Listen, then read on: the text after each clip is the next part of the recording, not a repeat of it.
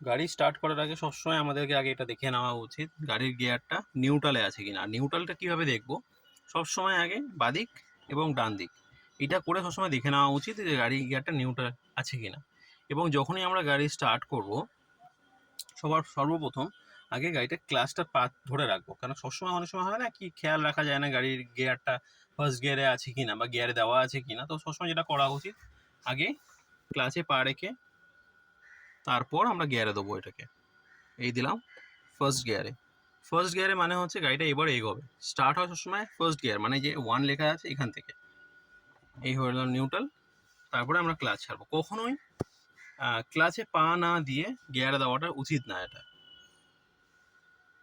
স্ল্যারিও brand new গাড়ি এটা, একদমই চকচকে পরিষ্কার। 4টে এসির ভেন্ট, এয়ার ব্যাগ এবং স্টিয়ারিংয়ে একটা এয়ার ব্যাগ আছে এবং সামনে একটা এয়ার ব্যাগ আছে।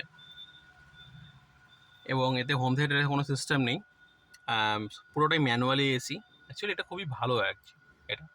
সো অটো সিস্টেমটা নেই যে অটোমেটিকলি অটো টাচ করে দিলাম যে অটোমেটিকলি ভিতরে ঠান্ডা হবে, ওরকম কোনো ব্যাপার নেই। এটা পুরোটাই ম্যানুয়ালি হাতে করতে হবে। আর ওই যে নিচে হচ্ছে 12 ভোল্ট 120 ওয়াটের মোবাইল চার্জার। এবং আমরা এটা অন্য অন্য কিছুর সাথে কানেক্ট করে গানও শুনতে পারি, কিন্তু মেনলি এটা মোবাইল চার্জ দেওয়ার জন্য খুব দরকার পড়ে গাড়ির মধ্যে, এমার্জেন্সি পারপাস। বাট গাড়িতে ফোন চার্জ দেওয়াটা কখনোই রেকমেন্ড করবো না, এটা ফোনের ব্যাটারির জন্য খুবই খারাপ এটা। সো গাড়ি এখন হ্যান্ড ব্রেকে আছে। ও একটা জিনিস অবশ্যই বলে রাখি, যখনই গাড়ি স্টার্ট করবেন বা তার আগে বা পরে এই গিয়ারটা এরকম করে টানবেন। অনেকে কি করে এটা এরকম করে টান দেয় ক্যার ক্যার করলে, যেটা এই ক্যারক্যারানি আওয়াজটার জন্য ভিতরে যে দাঁতটা আছে ওটা একটু একটু করে নষ্ট হয়ে যায়, ওটা ঘষে ঘষে।